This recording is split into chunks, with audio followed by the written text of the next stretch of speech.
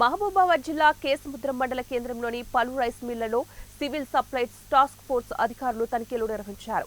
ఈ తనిఖీలలో సీఎంఆర్ కు సంబంధించిన 30,38,00,000 రూపాయలు విలువ చేసే 11,379 మెట్రిక్ టన్నుల ధాన్యం మాయమైనట్లు గుర్తించి 3 రైస్ మిల్లులు మారుతి, మణికంఠ, మహదేవ్ యాజమాన్యులపై కేసులు నమోదు చేశారు. ప్రభుత్వం పలువార్లు గడువు పెంచిన రైస్ మిల్లర్లు వానాకాలం యాసంగి సీజన్లకు సంబంధించి ప్రభుత్వానికి అప్పగించవలసిన సీఎంఆర్ ను ప్రభుత్వానికి అప్పగించకపోవడంతో హైదరాబాద్ నుంచి వచ్చిన సివిల్ సప్లై అధికారులు స్థానిక సివిల్ సప్లైస్ అధికారులతో కలిసి కేసముద్రం మండల కేంద్రంలోని రైస్ మిల్లులో తనిఖీలు చేపట్టారు.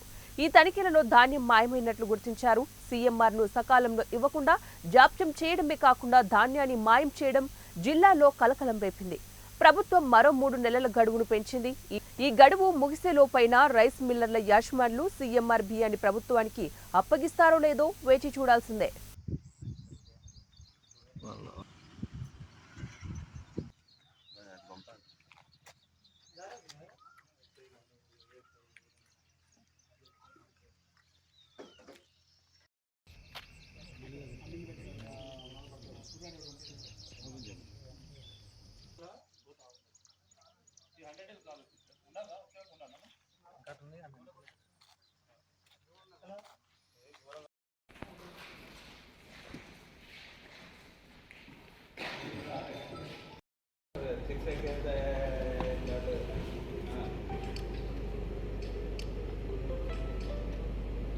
సరే ఓకే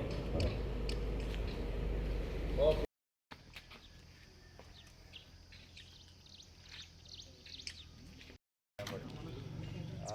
మీరు ఓడి అంటే కూడా ఏం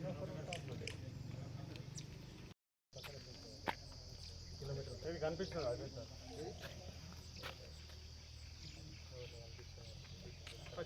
ఓకే ఓకే